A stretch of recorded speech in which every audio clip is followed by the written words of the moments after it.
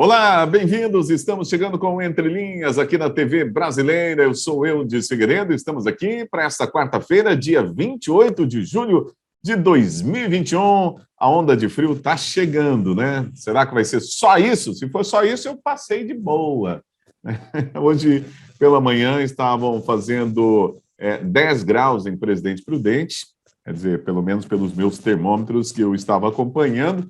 É um friozinho considerável, mas nada naquele frio polar que vinham se anunciando por aí. Mas quem sabe vai ainda aumentar ainda mais o frio, né? A gente vai aguardar e esperar, que um frio não é uma coisa que a gente gosta muito aqui na região. A gente gosta de coisa quente, notícia quente também é o que nós vamos trazer aqui no nosso programa de hoje. Divaldo Ceresini e também Adolfo Padilha. Vamos lá, começando com o destaque do Divaldo Ceresini. Divaldo, seja bem-vindo. Vamos lá para o seu destaque. Olá, pessoal. Muito bom estar aqui. Realmente, o frio chegou menor do que a gente imaginava. Amanhã está prevista uma temperatura semelhante à de hoje. Tomara que não se confirme aquele friozão que mandaram, né? Porque de notícia fria já chega que vem lá de Brasília. O presidente sancionou a LDO com 4 bilhões de reais para fazer propaganda política. Isso mesmo, ele falou que vetaria o aumento do fundão, que seria acima de 2 bilhões, mas não fez isso. Ele sancionou com 4 bilhões de reais. Poderia ser zero, poderia ser 800 milhões, conforme o projeto original que o governo enviou para o Congresso, mas ficou em 4 bilhões de reais. E um detalhe muito importante é que o orçamento da saúde foi diminuído em 2,2 bilhões de reais. Então, tiramos um pouquinho de dinheiro da saúde para colocar em campanha política. Muito bem, vamos lá. Esse foi o destaque do Divaldo Ceresini. Agora a gente vai com o destaque de Adolfo Padilha. Adolfo, bem-vindo mais uma vez aqui ao Entre Linhas. Vamos lá para o seu destaque. Fala, Divaldo, fala, Eudes, todos os nossos amigos da TV Brasileira e também da Rádio Prudente News. Eu acho que eu não poderia deixar de falar aqui sobre os estudos que a Oxford vem fazendo sobre o tratamento preventivo, a ivermectina. Eu disse, sempre vou dizer e disse durante toda a pandemia, o tratamento preventivo, o tratamento precoce, as alternativas de tratamento do Covid era uma ação do médico com o seu paciente. Quem construiu toda uma política em cima disso foi a oposição do governo federal. E Oxford anda provando que a ivermectina dá sim um resultado positivo. Eu falo de Oxford, mas já falei de várias aqui, mas nunca adiantou. O que eu quero deixar claro aqui nesse programa é que as minhas mãos não pesam na minha consciência sobre esperança, sobre tentativas, diante de tanta coisa que a gente ainda desconhecia sobre esse vírus. E o outro grande destaque é, claro, a visita do presidente Bolsonaro. O presidente Bolsonaro vem aqui com uma agenda oficial, recebido pelo prefeito Ed Thomas, pela diretoria do Hospital do Câncer, oficializar o credenciamento que há anos estava parado. Você, a minoria que critica tudo que está envolvendo a vinda do presidente, converse com uma pessoa que tem alguém passando por tratamento de câncer na família. Veja se ele está feliz. Converse com quem tem essa dificuldade, porque eu tive na minha família. Então, o fato e o ato importante é isso. É o credenciamento do nosso hospital. E tem coisas boas que podem vir por aí. A motociata começa aqui, no prolongamento da avenida. Você não precisa, segundo o Sérgio do Motoclube e o Capilé, credenciar nem fazer inscrição. É só ir lá e participar. Mais nada, só ir lá e participar. E termina ali no Parque do Povo. São 74 quilômetros de extensão e começa às 9 horas, saída às 9 horas da manhã, ali do prolongamento da Avenida Coronel Marcondes. O resto é o mimimi de sempre e pessoas querendo ser protagonistas do que elas não vão ser. Toca o programa, meu amigo Eudes Figueiredo. Muito bem, Adolfo Padilha, o seu destaque é isso aí. Vamos então para a nossa primeira notícia aqui na nossa pauta, está no caderno G1, na política da Globo.com, né? O novo ministro da Casa Civil, o senador Ciro Nogueira, que é do PP do Piauí, é considerado em Brasília um político profissional. O parlamentar piauiense, de 52 anos de idade, circula pelos corredores do Congresso desde 1995, quando tomou posse como deputado federal aos 26 anos. Após 4 mandatos na Câmara e em um meio ao segundo mandato como senador, Ciro assumirá pela primeira vez um cargo no Executivo. A nomeação já era conhecida desde o início da semana passada. Ele foi confirmada ontem, ou melhor, na segunda-feira, pelo presidente Jair Bolsonaro. Ele é o novo chefe da Casa Civil. Divaldo Ceresini, vamos lá. O que muda com a mudança do ministro na Casa Civil e também no governo Bolsonaro? O ministro é importante a gente destacar, né? Ele é um político com toda essa experiência que a gente tanto critica nas eleições, né? Um representante fidedigno do Centrão, presidente do PP desde 2013, esse mesmo partido que esteve no centro do Petrolão, né? Da Lava Jato. Ele que esteve implicado na Lava Jato. Aquela questão que a gente se lembra na campanha do cheque da JBS para a campanha do presidente, que ele diz ter devolvido dinheiro, né? Tudo isso tratado com o PP presidido pelo Ciro Nogueira. Então, o Ciro Nogueira ele representa tudo aquilo que a gente criticou lá na campanha de 2018, que a gente criticou na campanha de 2020, tudo aquilo que a gente não quer para o Brasil, mas agora ele está no governo.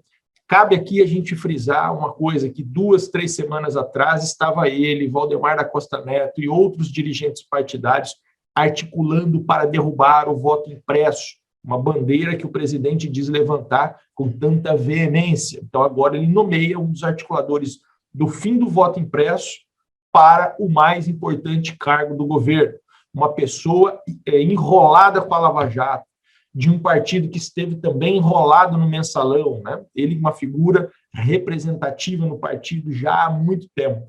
Então, no meu entendimento, é um baita contrassenso. E lembrando aqui, lá na convenção do PSL de 2018, o general Heleno dizendo, né? Se gritar, pega Centrão. E agora, como será que continua? Naquela época, era não fica um, meu irmão. E agora? Muito bem, nós vamos agora com o comentário de Adolfo Padilha. Adolfo Padilha, como é que você vê aí o novo ministro-chefe da Casa Civil? Essa costura nova que o governo federal está fazendo, trazendo Ciro Nogueira para a base do seu ministério, é um pouco contrário do que foi pregado durante a campanha. E não é nada contrário àquilo que tem que ser feito em Brasília para poder se governar. Claro que algumas interpretações emocionais ou daquelas que parecem vibrar contra o Brasil vão dizer que é o fisiologismo puro e comum de todos os outros governos anteriores. Talvez seja, ou melhor, é sim um pouco do fisiologismo. Mas para que interesse? Pessoais? Ou para o interesse de que o governo realmente possa continuar executando? O que você deve fazer agora é se lembrar dos 2 primeiros anos do governo Bolsonaro. Ele conseguiu executar tudo o que ele quis? Ou o Rodrigo Maia e o Alcolumbre, por não ter essa composição partidária, engavetaram tudo? Então você que me ouve, é a forma e a conduta que o presidente tem para tentar continuar fazendo alguma coisa, para tentar escapar das armadilhas e narrativas que são plantadas o dia todo. Hoje você vê a própria imprensa que joga o governo federal nessa pressão de ter que ceder a uma composição política em Brasília, criticá-lo de fisiologismo. A própria imprensa, os próprios críticos, aqui mesmo você vai ouvir falar. Aqueles que pressionaram o governo, que apertaram o governo lá atrás, quando não tinha conduta de articulação, um governo que pensa por si só, um governo que quer fazer do jeito dele, agora vão criticar o governo da composição estrutural para poder governar. É bom? Não, não é bom. É o que nós queríamos, todos nós? Não, não é o que nós queríamos. Mas isso é o que tem que ser feito. Esse é o Brasil. Essa é a política. O resto daqueles candidatos isentões é firula. Não existe ainda no Brasil. Vai começar a mudar quando a gente começar a votar direito, escolher as pessoas certas, definir o nosso voto por princípio, por caráter, por proposta, e não por cesta básica, não por deixar eu votar para ir para a praia, não por dizer que política não é assunto que gosta de discutir. Enquanto o Brasil continuar assim, nós teremos esse jogo de Brasília que todos os presidentes terão que fazer. Alguns com mensalão, petrolão, outros, até então, sem corrupção, como tem feito o governo federal. Ok, vamos lá para a nossa segunda informação nesse primeiro bloco aqui. Olha, numa cerimônia no Palácio do Planalto, o presidente da República, Jair Bolsonaro, assinou essa semana o Sistema de Integridade Pública do Poder Executivo Federal, com o objetivo de aumentar a efetividade dos programas de integridade dos ministérios e fundações públicas, elevando a prevenção a atos de corrupção no Brasil. E durante o discurso, o presidente Jair Bolsonaro fez questão de lembrar que, em seu governo, em relação ao tema, ele disse o seguinte: nós pusemos em prática o efetivo combate à corrupção. São 2 anos e meio sem corrupção no governo. Vamos lá, comentando esse assunto, a gente começa com Adolfo Padilha. Quem tem coragem de dizer que em 2 anos de governo, meu amigo Eudes e Divaldo, que teve um ato de corrupção cometido por esse governo? Seja para compor governo, seja para compor apoio, como a gente viu no passado. Há de se ressaltar, sim, é um governo que tenta andar numa linha totalmente diferente das últimas que a gente viu. Doa quem doer. O governo do presidente Bolsonaro, por enquanto, é vítima de narrativas. Por enquanto, é vítima de uma construção que, quando aparece a acusação, não dá 2, 3 dias ela é desmontada. Porque eles estão querendo criar manchetes para o ano eleitoral, que é o ano que vem, né? Da propina, da vacina. Cadê os Miranda? Que sumiu o celular, sumiu conversa. Cadê a gravação bomba com o presidente para falar das mais recentes? Vão se apegar onde? Na rachadinha do filho, onde 99% lá tem rachadinha pior do que a dele. Isso não quer dizer que é legal, mas é essa corrupção que vão acusar o Bolsonaro? Um governo que termina obras, coisa que a gente nunca viu, que era comum a gente ver, era um governo esquecer as obras paradas do governo anterior e gastar mais dinheiro em outras que muitas delas nem terminavam também. Tem defeitos, tem problema? Claro que tem, mas é muito menos do que tinha no passado. O governo Bolsonaro, desde o seu primeiro dia de posse, não teve tranquilidade para governar.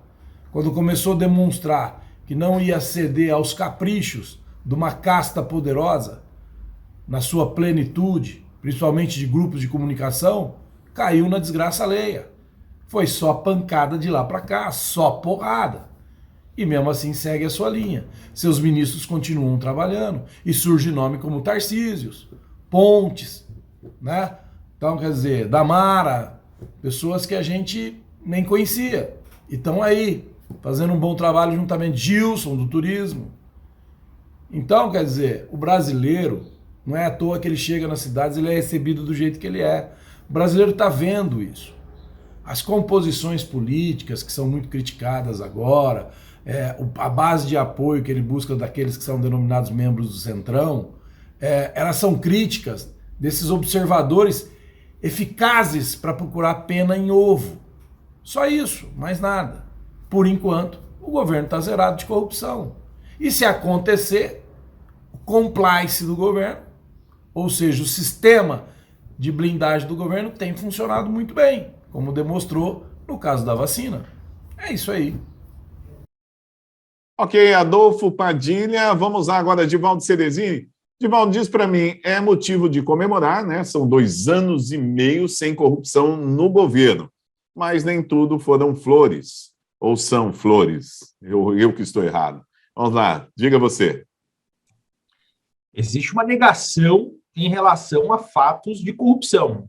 Não quer dizer que não tenham existido esses fatos de corrupção. Recentemente, nós vimos a CPI da Covid apontar diversos caminhos que podem sim indicar problemas gravíssimos. Lembrando que pessoas envolvidas em casos, nos maiores casos de corrupção do Brasil, como o Mensalão, como o Petrolão, estão com cargos ou indicaram pessoas para cargos no atual governo. O Roberto Dias, por exemplo, que está sendo investigado pela CPI da Covid, ele é indicação do deputado Ricardo Barros, atuou com o Ricardo Barros durante bastante tempo, inclusive nos mesmos rolos da Global Saúde, do grupo da Precisa, no governo do Ricardo Barros, na gestão do Ricardo Barros na saúde.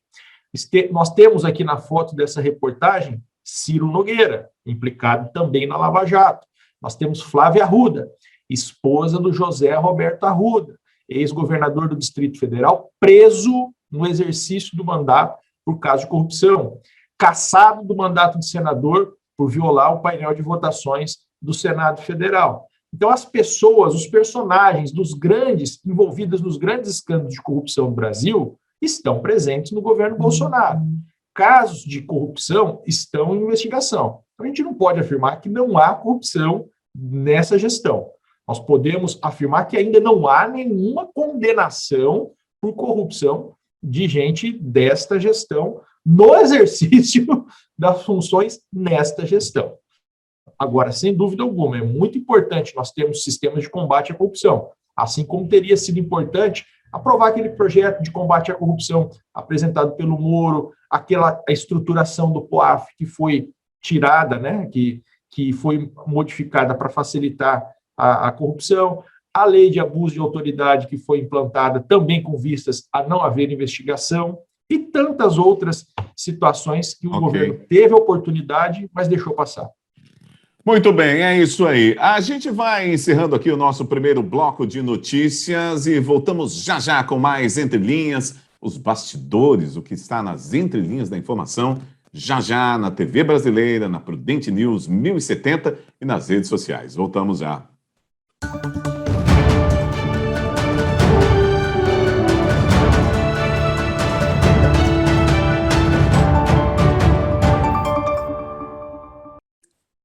Ok, já estamos de volta. Esse é o Entre Linhas na TV Brasileira, também na Prudente News 1070. Eu sou Eudes Figueiredo. Vamos lá para o nosso segundo bloco de notícias. Temos mais duas notícias para serem analisadas pelos nossos comentaristas, Adolfo Padilha e também Divaldo Ceresini. Olha, o ministro do Supremo Tribunal Federal, Gilmar Mendes, determinou na terça-feira que a Procuradoria-Geral da República se manifeste sobre os pedidos de investigação sobre a conduta do ministro da Defesa, Braga Neto. De acordo com uma reportagem do jornal O Estado de São Paulo, Braga Neto teria enviado um recado por interlocutores ao presidente da Câmara, Arthur Lira, com ameaças de cancelamento das eleições em 2022, se o voto impresso não fosse aprovado pelo Congresso. Bom, essa investigação vai continuar, mas eles já disseram, tanto o Lira quanto o Braga Neto disse que não disse isso, não falou. E também o Lira disse que não recebeu nada parecido. Agora, a gente já discutiu esse assunto aqui. Será que a menina que fez a reportagem lá, a jornalista no Estado de São Paulo, tirou isso da cabeça dela só para complicar o governo? Bom, vamos lá. Tem gente que acha que sim, tem gente que acha que não. Vamos saber dos nossos comentaristas. Primeiro, Adolfo Padilha, como é que você vê essa situação, hein, Adolfo? É muito complicado a gente falar de STF, né? Veja bem, outro dia eu li uma frase que cai bem. Esse próprio STF, que parece querer cuidar tanto dos nossos direitos, da nossa democracia, é aquele que soltou o Lula ladrão. É esses ou alguns desses membros do STF que vão cuidar da urna que você vai votar. Agora eles querem investigar o Braga Neto. Em que momento o Braga Neto disse ou colocou em risco as eleições do ano que vem? Mais risco para a eleição do ano que vem foi ter liberado um bandido acusado, desvio de bilhões e bilhões de reais, para tentar viabilizar ele para a campanha eleitoral de 2022. Isso sim estremece não só o pleito eleitoral, como estremece também a nossa democracia. Ou não? Ou eu estou enganado? Eu estou falando loucura, meu amigo Divaldo? O que mais estremece o pleito do ano que vem? Toda essa manobra que foi feita para tentar liberar o Lula e conseguiram, mas viabilizar o Lula é outro papel. Pelo jeito não está dando muito certo, porque ele não sai às ruas, está escondidinho, está guardado. Enquanto o seu arquirrival do sistema, do establishment, está chegando nos aeroportos, os aeroportos estão lotados. É moto, é um monte de gente esperando ele. E daí? O que é mais perigoso para o pleito? Você que está me ouvindo, você que vai dizer. O que é mais perigoso para a democracia? Você que está me ouvindo e acompanha o que a nossa corte anda fazendo e se mobilizando contra o voto auditável, pegando no pé do presidente, não deixando o presidente governar, servindo de balcão de negócios no sentido de tudo que a esquerda coloca ali é despachado em 48 horas. Essas explicações que a gente precisa ter da corte. Agora, investigar o Braga Neto, porque acha que a fala dele abala as eleições ou prejudica ou ameaça as eleições do ano que vem, é a mesma coisa de querer acusar a vítima do criminoso de ter provocado o tiro. No mínimo. Ok, tá aí Adolfo Padilha, agora Divaldo Ceresini. Divaldo, quem está falando a verdade e essa investigação vai dar em alguma coisa? Olha, quem está falando a verdade, eu acredito que nós nunca saberemos, né? Esse é um caso, como eu já tinha dito, complicadíssimo para se saber o que realmente aconteceu. Eu não acredito que essa investigação vai dar em algum lugar, não, embora só é importante a gente frisar que o Gilmar Mendes fez agora é um rito normal de processo, encaminhar para a Procuradoria-Geral da República dizer se vai investigar ou não. Esse não é o tipo de atitude que, se existiu, ela foi tomada, por exemplo, por escrito, para que possa existir algum tipo de prova da ocorrência dela. Então, eu acho muito difícil que essa situação vá adiante. O fato é que, se essa situação existiu, houve uma resposta à altura da insanidade disso que foi dito. As eleições, elas devem existir em qualquer processo democrático. Foi pela ausência de eleições que todos aqueles países que a gente tanto critica, Cuba, Coreia do Norte, Venezuela, a ausência de eleições regulares e com a participação popular, que esses países entraram na decadência que entraram. Então, não é isso que a gente quer para o Brasil. Nós queremos sim eleições, nós queremos sim eleições seguras, e é por isso que a gente também lamenta que, dentro dessa LDO, não tenha sido destinado de recurso para a impressão dos votos, tenha sido tirado dinheiro da saúde para enviar para a campanha política. Muito bem, vamos lá para a nossa última notícia de hoje. Nós vamos falar justamente sobre dinheiro. Pois é, uma matéria que saiu na revista Oeste sobre a média de salários do Poder Judiciário, que é 6 vezes maior que a registrada no setor privado. Os servidores federais ganham, em média, R$ 12,5 mil por mês, ou seja, R$ 12.500, enquanto os trabalhadores atuantes na iniciativa privada põem no bolso R$ 2.000 por mês. A média salarial, então, do judiciário, que inclui magistrados, servidores, é 3 vezes maior que observada no executivo e o dobro da verificada no legislativo. Vamos lá, comentando esse assunto, vamos com Divaldo Ceresini. Divaldo, você vê uma possibilidade de equacionar essa conta aí e deixar, de uma certa forma, mais justo quanto recebe quem está na iniciativa privada e quem está no judiciário? Bom, existe um fator que a gente precisa considerar também, que o acesso aos cargos públicos, ele se dá somente para pessoas que têm um grau de escolaridade um pouco mais elevado do que se existe naturalmente no mercado privado, né? Não existem hoje faxineiros, motoristas que sejam empregados, contratados recentemente por esses órgãos que foram citados. São salários menores em relação àquilo que se exige para esses cargos. Então, é natural que tenha um pouco a mais de pagamento por conta dessas atividades. Por outro lado, também, a gente precisa lembrar que a grande distorção, ela não se dá por conta dessa classe mais baixa do funcionalismo público, e sim por conta das faixas mais altas. Inclusive, este foi o motivo da aprovação pelo Congresso recentemente da lei que combate os supersalários. É fundamental nós termos a moralidade disso, termos o teto respeitado, para que nós tenhamos um maior equilíbrio entre essas situações. Por outro lado, também a gente gostaria de políticas públicas de desenvolvimento econômico mais efetivas, de aumento da escolaridade dos brasileiros, para que a gente possa ter também um acompanhamento de produtividade e aumento de renda. Muito bem, vamos lá, comentando esse assunto, Adolfo Padilha. Adolfo, como é que você vê essa discrepância aí salarial entre aqueles funcionários do judiciário e os funcionários da iniciativa privada? Quando você fala de média salarial, você cai no judiciário, claro que você cai. O judiciário custa muito caro para o Brasil, mas muito caro. E a eficiência dele, qual é a resposta que a população tem? Há raras exceções. Quando a gente tem que separar o joio do trigo. Quando você fala de judiciário e você fala, vamos dar um exemplo bem claro, de juízes de primeira instância ou até mesmo de segunda instância, é outro patamar. Né? Esses estão aqui na frente, estão aqui na frente do povo, tomando decisões, decidindo, participando efetivamente do dia a dia, das coisas do direito que tem que ser praticadas, orientadas, condenadas. Quando a gente fala que o judiciário custa muito caro, a gente vai para outro patamar. A gente está falando de outras esferas.